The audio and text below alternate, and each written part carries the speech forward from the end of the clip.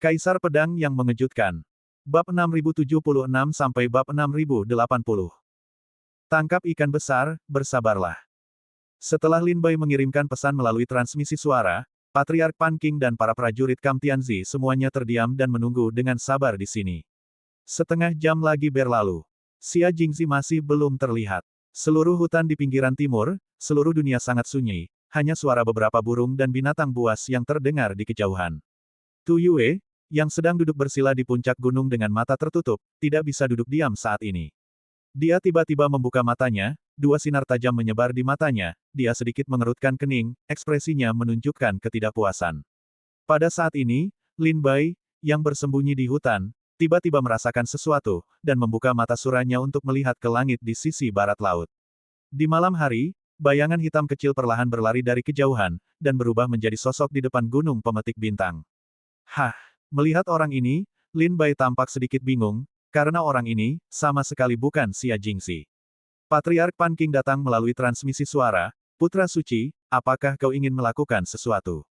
Tianziying juga datang melalui transmisi suara, Tuan Serigala, apakah ini tujuan kita hari ini?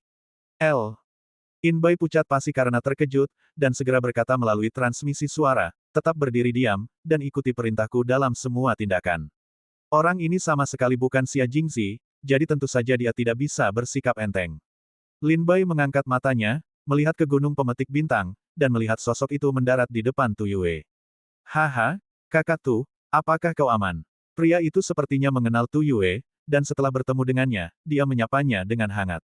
Aku benar-benar tidak menyangka kakak Tu begitu berhati-hati, dan ada begitu banyak lingkaran sihir dan lingkaran sihir kedap suara di sekitar sini. Pria itu melihat sekeliling dan dengan mudah menemukan pengaturan Lin Bai sebelumnya.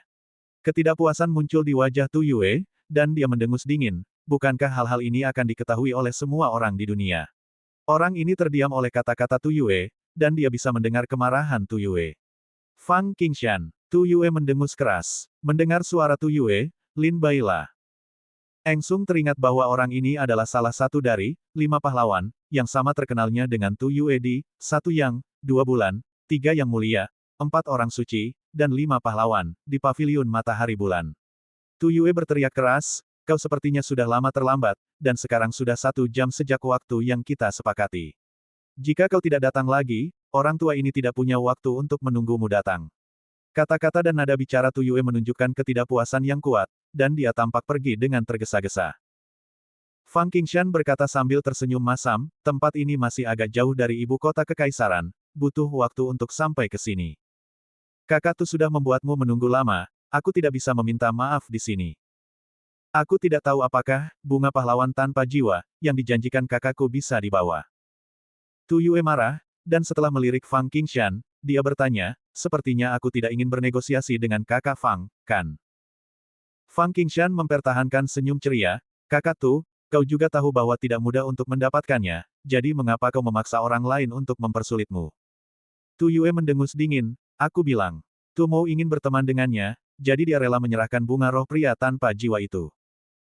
Karena aku begitu tulus dan tidak berharga di mata orang lain, mengapa aku harus menggunakan wajahku yang panas untuk mempermalukan orang lain? Fang Qingshan buru-buru berkata, saudara Tu, tenang saja, setelah kesepakatan antara kau dan aku hari ini, aku pasti akan memberitahunya tentang keinginan saudara Tu untuk berteman, dan dia tidak akan melupakan kebaikan besar saudara Tu hari ini. Tu Yue menggelengkan kepalanya dan berkata, tidak perlu, aku tidak mampu. Kalau begitu, tidak masalah jika kita tidak membuat kesepakatan ini. Selamat tinggal. Setelah berbicara, Tu Yue terbang ke udara, berbalik dan hendak pergi. Melihat Tu Yue hendak pergi, Fang Qingshan buru-buru memanggil untuk menghentikan Tu Yue, saudara Tu, tunggu sebentar. Tu Yue berhenti lagi, menatap Fang Qingshan dengan dingin, tanpa mengucapkan sepatah kata pun, wajahnya muram seperti air. Fang Qingshan menghela napas dalam hati dan menggelengkan kepalanya, dia tahu bahwa Tu Yue adalah keledai yang keras kepala, sulit untuk berunding dengannya. Sekarang Tu Yue telah memutuskan untuk membuat kesepakatan dengan Xia Jingzi, dia pasti tidak akan membuat kesepakatan dengan siapapun sebelum Xia Jingzi tiba.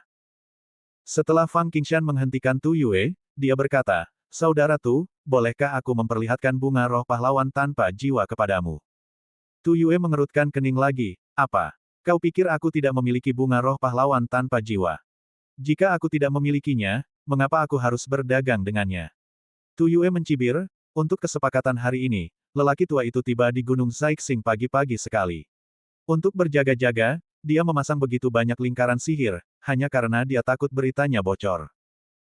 Aku menunggu dari siang sampai larut malam, dan ketika waktu yang ditentukan tiba, kau belum datang, dan lelaki tua itu belum pergi, tetapi teruslah menunggu dengan sabar. Jadi, apakah cukup hanya dengan melihat ketulusan orang tua itu? Tu Yue mengangkat alisnya, dengan ekspresi bermusuhan di wajahnya, orang tua itu telah menunjukkan ketulusannya, tetapi kau tampaknya tidak memiliki banyak ketulusan. Bukan hanya melewatkan waktu yang disepakati, tetapi orang yang melakukan transaksi juga tidak muncul. Sekarang kau masih ragu bahwa aku tidak memegang bunga roh pahlawan tanpa jiwa di tanganku. Setelah Tu Yue selesai berbicara, dia mencibir lagi. Tidak masalah, karena kau tidak mau mempercayainya, maka kau harus mencari seseorang yang mempercayainya. Pak Tua, selamat tinggal. Tu Yue tidak tinggal, melayang ke langit, dia hendak meninggalkan Gunung Zaixing dan kembali ke ibu kota kekaisaran. Melihat Tu Yue hendak pergi, bahkan Lin Bai merasa sedikit gugup di hatinya. Jika Tu Yue pergi, maka rencana hari ini akan berakhir tanpa masalah. Tetapi pada saat ini, Lin Bai tiba-tiba menemukan, di pegunungan dan hutan di sekitarnya, banyak zat beracun muncul. Serangkaian ular berbisa keluar dari rerumputan dan perlahan berenang menuju Gunung Zaixing. Jika hanya satu atau dua ular berbisa, Lin Bai pasti tidak akan curiga sedikitpun. Namun, ribuan atau puluhan ribu ular berbisa muncul bersamaan, yang sangat mencurigakan. Dia datang. Lin Bai menyipitkan matanya dan merasa bahwa Xia Jingzi telah tiba, seperti yang diharapkan. Ketika Tu Yue melayang ke langit dan hendak meninggalkan Gunung Zaixing, sebuah suara dingin tiba-tiba terdengar dari kejauhan, "Saudara Tu, tetaplah di sini." Mendengar ini, Tu Yue berhenti pergi lagi, dan menoleh. Untuk melihat langit di kejauhan. Fang Qingshan mengangkat bahu, wajahnya penuh dengan ketidakberdayaan dan kepedihan. Di malam yang jauh, sekelompok awan hitam yang menyatu sempurna dengan langit dan bumi terlepas dari kegelapan malam saat ini. Kelompok awan hitam ini perlahan terbang menuju Gunung Zaixing, barulah Tu Yue melihat dengan jelas. Ini bukanlah awan hitam sama sekali, melainkan kumbang hitam yang lebat. Di tengah-tengah kelompok kumbang hitam ini, terdapat beberapa sosok yang kabur. Lin Bai juga mengumpulkan mata Dharmasura dan melihat sosok di dalam kumbang hitam itu. Meskipun kumbang hitam itu sangat lebat, di bawah tatapan mata Dharmasura, bahkan gerakan kepakan sayap kumbang pun dapat terlihat dengan jelas. Mata Dharmasura menembus celah kumbang itu, memungkinkan Lin Bai untuk melihat sosok-sosok di dalamnya. Total ada 5 orang, di antaranya adalah sosok Xia Jingzi. Tu Yue tetap tenang, memandang kelompok kumbang itu, wajahnya yang kaku dan marah sedikit. Melunak, dan berani bertanya, tapi Xia Jingzi. Sebuah suara terdengar dari kumbang hitam, itu Xia. Berani bertanya, tapi Xia Jingzi. Ini Xia. Di dalam kelompok kumbang hitam, suara dingin Xia Jingzi tanpa emosi terdengar. Tu Yue menunjukkan kecurigaan, tetapi nadanya sedikit melunak. Bisakah Tuan Xia menunjukkan tubuh aslinya sekarang, dengan perlindungan tubuh kumbang rahasia Anda dari lembah serangga di perbatasan selatan? Tolong jangan sebarkan pikiran spiritual Anda untuk mencari tahu. Bagaimana jika orang luar memalsukannya? Begitu suara Tu Yue berhenti, kelompok kumbang hitam itu berbalik dan terbelah, memperlihatkan sesosok, tetapi sosok lainnya tidak terlihat. Tu Yue melihat ke arah Xia Jingzi, yang tinggi tetapi luar biasa tinggi, kulitnya pucat seperti mayat. Tidak ada ekspresi di matanya, lebih seperti aura mati yang kelabu. Orang, seperti itu telah sepenuhnya kehilangan energi dan semangatnya, dan bukan lagi manusia. Tidak heran gagak itu menyebut Nanjiang Chonggu, monster di setiap suapannya. Senyum kaku muncul di wajah pucat dan tanpa darah Xia Jingzi, kau dan aku bekerja bersama sebagai pangeran ketiga, jadi seharusnya kita sudah bertemu sejak lama, tetapi karena status istimewaku, kita baru bertemu hari ini. Tu Yue telah melihat potret Xia Jingzi di tangan Lin Bai, dan sekarang setelah dia memastikan integritasnya, dia juga berkata sambil tersenyum, aku sudah lama mendengar nama kakak Xia, dan aku sangat beruntung bisa bertemu denganmu hari ini. Xia Jingzi berkata, aku datang kali ini, tidak nyaman untuk tinggal lebih lama, aku ingin tahu apakah kakak Tu benar-benar memiliki bunga roh pahlawan tanpa jiwa. Jika kakak Tu memilikinya, berapa harga yang kakak Tu rencanakan untuk menjualnya? Implikasi dari kata-kata Xia Jingzi adalah mendesak agar transaksi dilakukan secepat mungkin. Lagi pula, aku mengambil risiko besar ketika datang kali ini. Jika terjadi sesuatu yang salah, aku mungkin kehilangan segalanya. Tu Yue tersenyum dan berkata, tentu saja aku memiliki benda ini, jadi aku berani membiarkan kakak Xia datang. Ketika Xia Jingzi mendengar ini, kegembiraan yang tak terkendali muncul di wajah pucatnya. Kalau begitu, suruh kakak Tu untuk mengeluarkannya. Baik, Tu Yue tersenyum tipis, mengulurkan tangan untuk menyentuh tas penyimpanannya.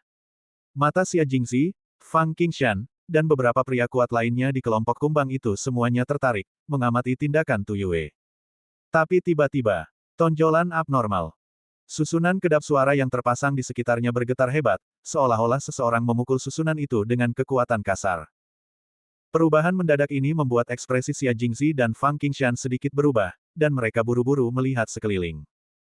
Pada saat yang bersamaan, sebuah suara datang dari hutan gunung, Xia Jing, cepat pergi, ini adalah situasi yang direkayasa oleh Tu Yue dan Tuan Serigala Lin Bai. Saat suara itu terdengar, raut wajah Xia Jingzi berubah drastis, dan dia menatap Tu Yue dengan tak percaya. Melihat ada mata-mata yang membocorkan informasi, Tu Yue langsung berhenti berpura-pura. Dia menyentuh telapak tangan tas penyimpanannya, tetapi alih-alih mengeluarkan bunga pahlawan tanpa jiwa, sebuah pistol besi muncul. Gemuruh. Dengan pistol besi di tangannya, wajah Tu Yue berubah ganas seketika, dan dengan raungan, dia menembak tepat ke dada Xia Jingzi. Pada saat kritis ini, kumbang hitam di sekitarnya berkerumun liar dan berubah menjadi perisai serangga di depan Xia Jingzi. Terdengar suara ledakan keras. Perisai serangga itu terbuka, dan mayat serangga yang tak terhitung jumlahnya beterbangan keluar. Xia Jingzi juga terlempar mundur 100 meter oleh tembakan mendadak Tu Yue, darah mengalir dari sudut mulutnya. Tu Yue, kau, Xia Jingzi tercengang. Dia tidak pernah membayangkan bahwa Tu Yue, yang juga salah satu dari 5 pahlawan, Paviliun Matahari Bulan, akan mengkhianati Pangeran Ketiga. Berani-beraninya kau mengkhianati Pangeran Ketiga. Mata Xia Jingzi dipenuhi keheranan. Pangeran Ketiga telah mengeluarkan perintah kepada Yang Mulia Matahari dan Bulan. Mulai sekarang, sebelum ulang tahun Kaisar Chu, semua orang harus bersikap rendah diri dan menghindari masalah. Terutama Pangeran Ketiga yang sengaja mempercayakan Xia Jingzi untuk menyembunyikannya dan tidak pernah muncul. Dan Xia Jingzi muncul kali ini karena, Tu Yue, adalah salah satu dari 5 pahlawan, dan orang kepercayaan Pangeran Ketiga dari Paviliun Matahari dan Bulan. Xia Jingzi awalnya berpikir bahwa Tu Yue, sebagai salah satu dari 5 pahlawan, tidak akan pernah mengkhianati Pangeran Ketiga, bukan? Itulah mengapa Xia Jingzi berani maju. Tapi aku tidak menyangka, Tu Yue sebenarnya mengkhianati Pangeran Ketiga.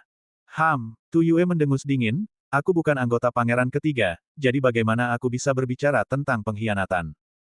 Wajah Xia Jingzi memerah karena marah, dia menggertakkan giginya, api beracun hijau menyembur ke seluruh tubuhnya.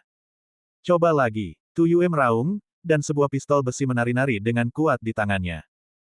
Setiap kali menari, tombak besi itu bagaikan jarum yang menstabilkan laut, mengaduk sungai dan laut, mengguncang langit dan bumi. Tu Yue layak menjadi salah satu dari 5 pahlawan di Paviliun Matahari Bulan. Dengan kultivasi dan kekuatan seperti itu, mungkin sulit untuk menemukan lawan di alam Taiyi Dao Guo. Xia Jing, cepatlah. Aku akan menghentikan Tu Yue. Pada saat ini, di hutan pegunungan, beberapa sosok terbang keluar, langsung menyerang Tu Yue, dan menghentikannya. Sosok-sosok ini semuanya adalah prajurit di Batalion Tianxi. Dasar bajingan kecil, berani-beraninya kalian bersikap lancang di depan orang tua ini. Tu Yue meraung, orang tua. Saat bertarung di medan perang, kalian hanyalah setetes cairan. Pergi. Teriak Tu Yue, dan tombak besi itu terbang, menghantam semua sosok digital yang menyerang. Segera setelah itu, Tu Yue menyerang Xia Jingzi dengan tombaknya. Cahaya dingin tombak besi itu tampak seperti cahaya perak, menghancurkan Qianshan dan langsung menuju Xia Jingzi. Namun ketika serangan mengancam itu mencapai Xia Jingzi, tombak itu dengan mudah ditangkap dengan satu tangan. Layak menjadi salah satu dari 5 pahlawan Paviliun Matahari Bulan, tingkat kekuatan ini sungguh mengesankan. Tu Yue mengerutkan kening, dan melihat ujung tombak besi itu, hanya untuk melihat bahwa ujung tombak itu dipegang erat oleh telapak tangan yang pucat pasi. Sekeras apapun dia mencoba, dia tidak bisa menarik tombak besi itu keluar.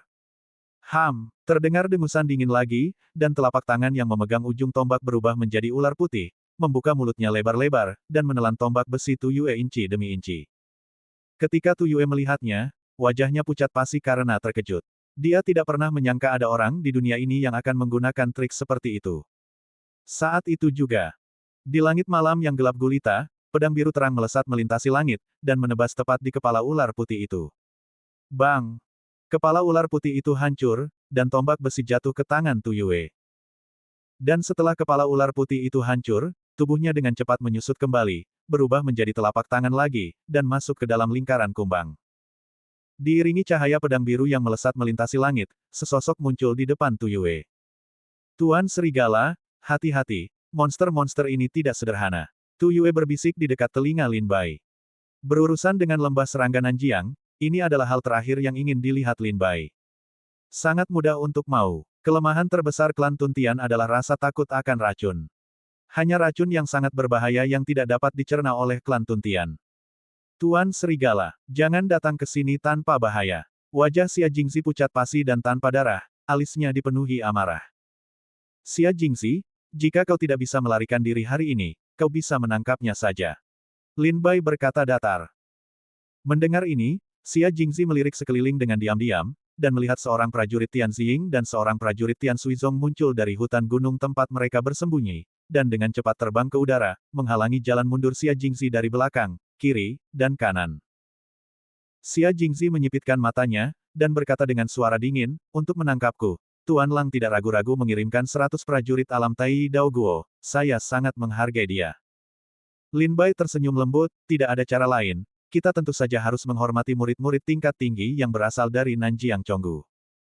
Xia Jingxi mencibir dan berkata, itu wajar. Lagi pula, Nanjiang Chonggu adalah kekuatan yang hebat. Kau, seorang putra suci yang terpinggirkan dari sekte Tian Sui, hanya bisa menghormatimu. Tian Suizong memang sedang putus asa. Lin Bai tertawa mengejek, bahkan sekte Tian Suizong di masa kejayaannya pun mungkin bukan lawan dari lembah serangga perbatasan selatan. Xia Jingxi mencibir, bagus kau tahu.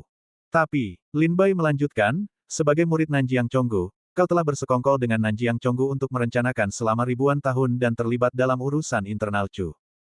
Sekte Tian Suizongku bukanlah lawan. Aku tidak tahu apakah negara Chu adalah lawanmu di lembah serangga perbatasan selatan. Negara Chu, raut wajah Xia Jingxi berubah drastis setelah mendengar dua kata ini. Kerajaan Chu, yang juga merupakan salah satu dari 16 kekuatan terkuat di alam iblis, tentu saja memenuhi syarat untuk bersaing dengan Nanjiang Chonggu. Terlebih lagi, meskipun negara Chu belum banyak mengalami kemajuan dalam beberapa tahun terakhir, ia memiliki fondasi yang kuat.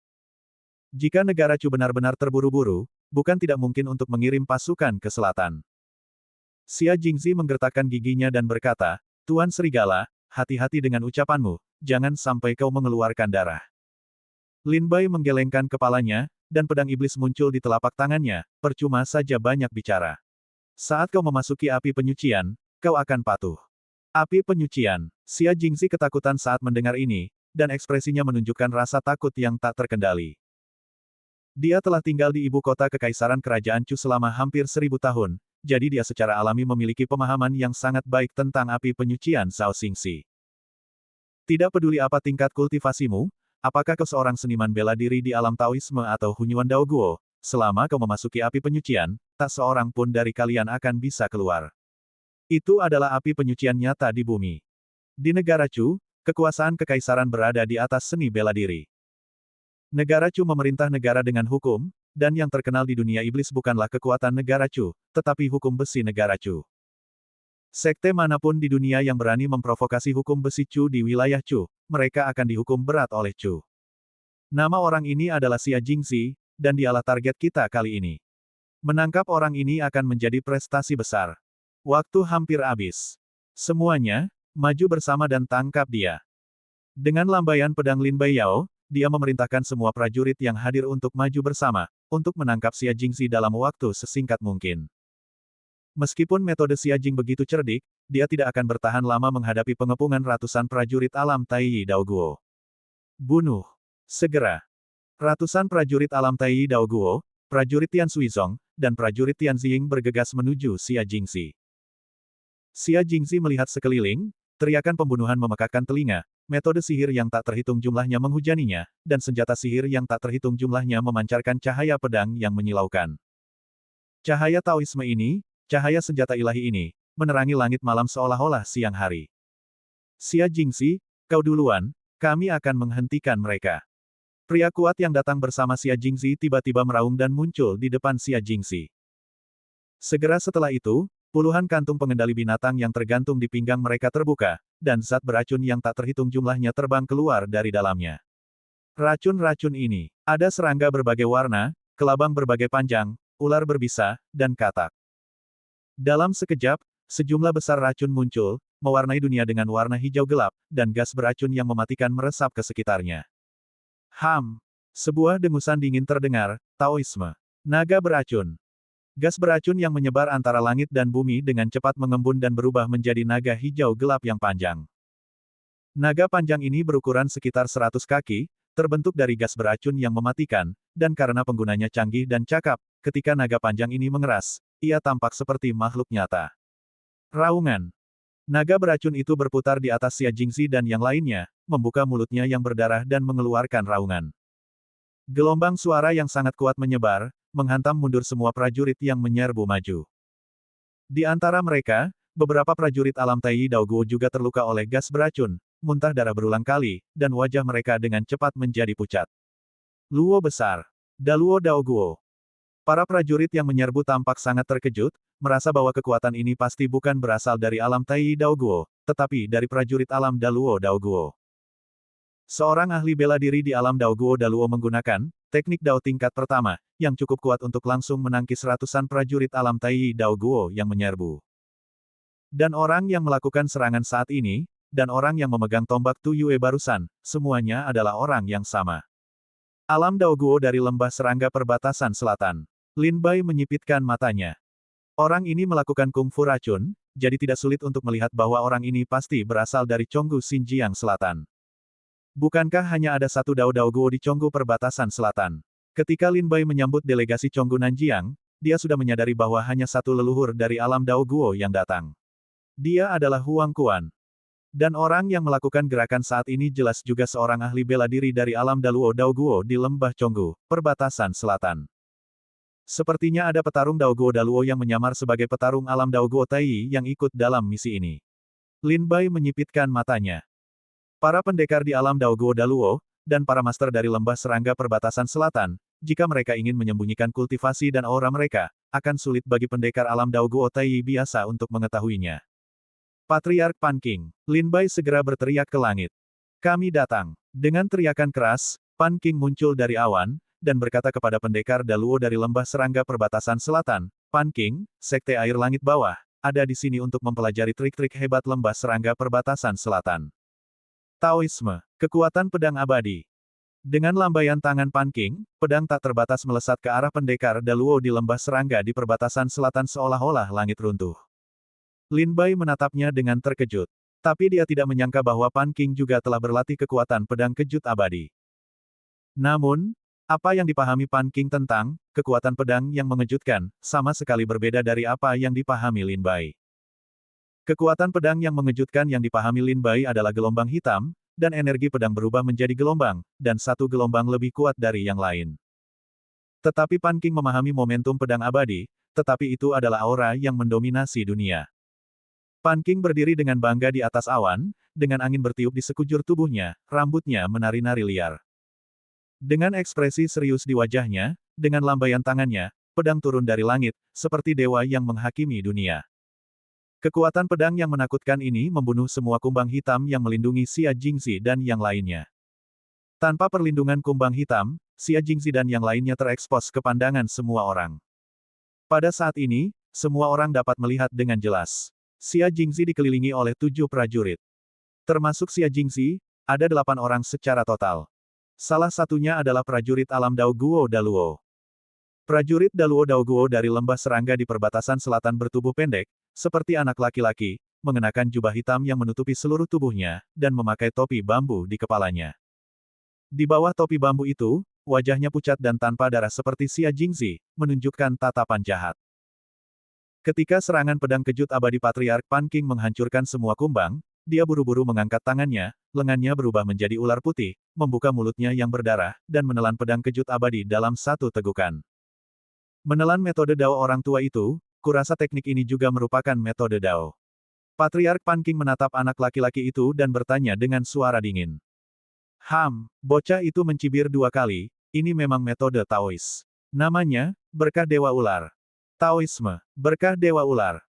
Ini adalah Taoisme rahasia yang diajarkan oleh Nanjiang Chonggu, dan akan sulit untuk mempraktikkannya kecuali seseorang dengan status luar biasa di Nanjiang Chonggu.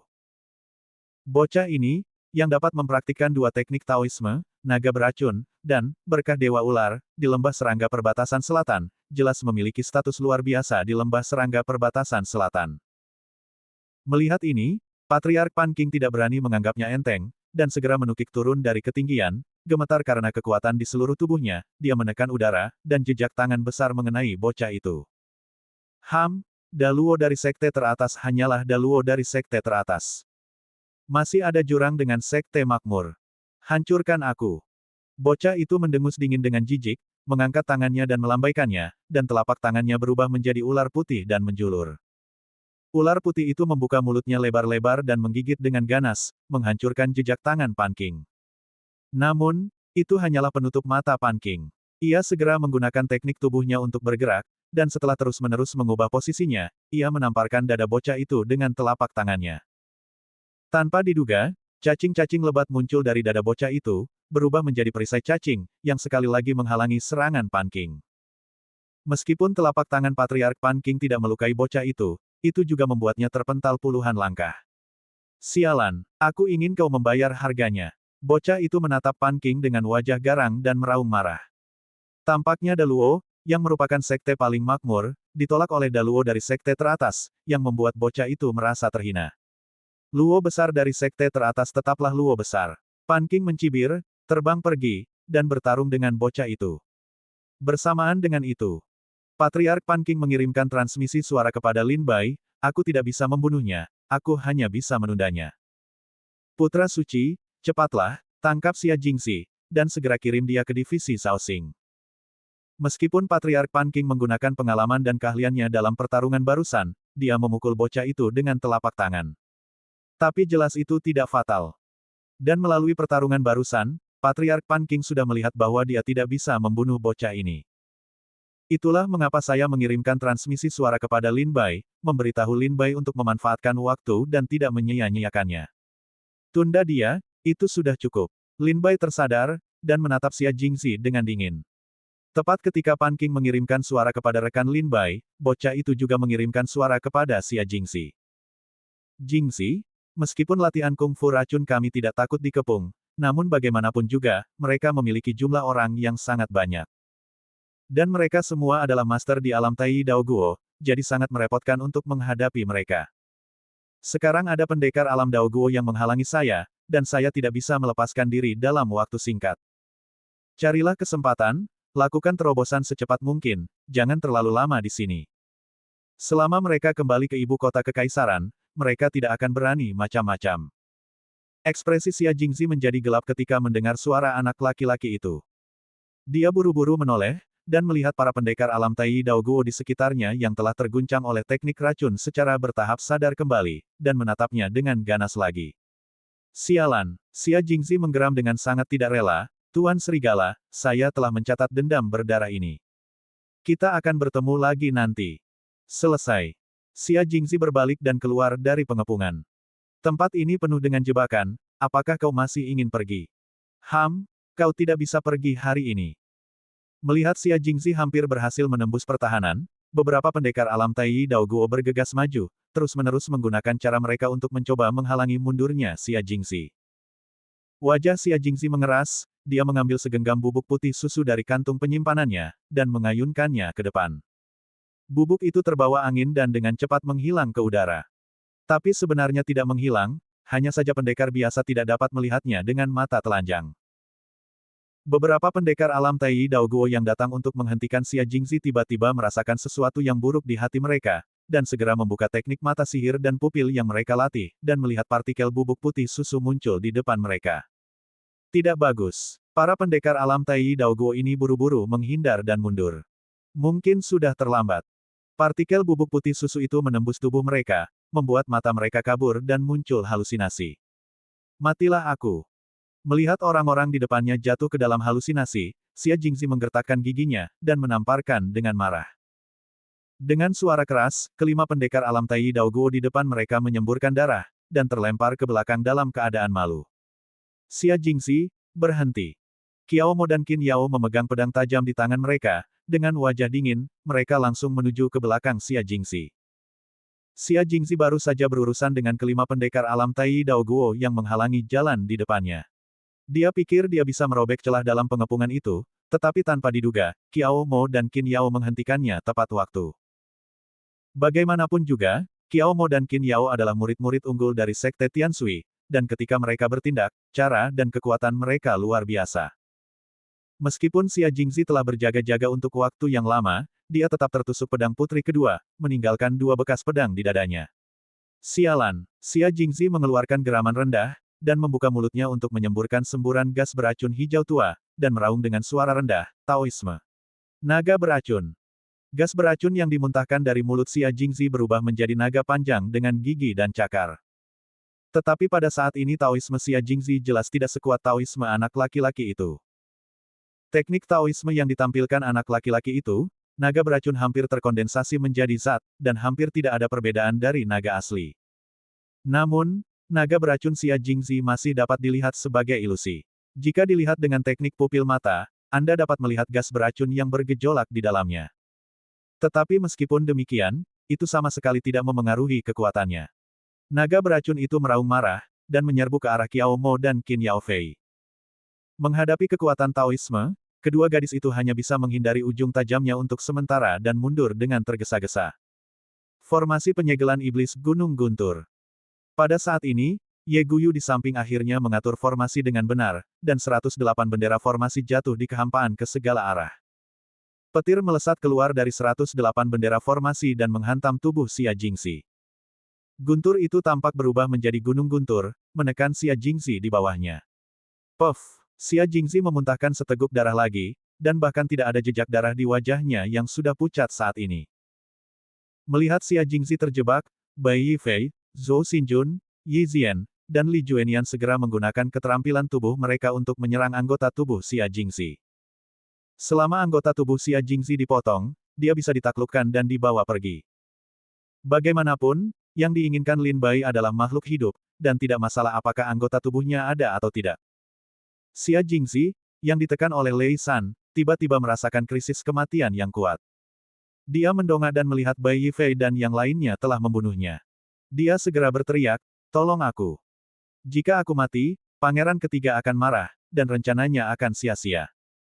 Kemuliaan dan kekayaanmu juga akan menjadi tidak berarti." Di alam Tai Dao Guo di sekitarnya, 5 prajurit dari batalion Tianzi saling memandang, seolah-olah mereka telah mengambil keputusan.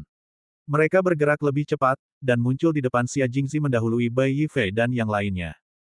Keempatnya menyerang bersamaan, menghalangi Bai Yifei dan yang lainnya. Hah! Lin Bai tiba-tiba mengerutkan kening, mengapa ada begitu banyak mata-mata di Kam Tianzi?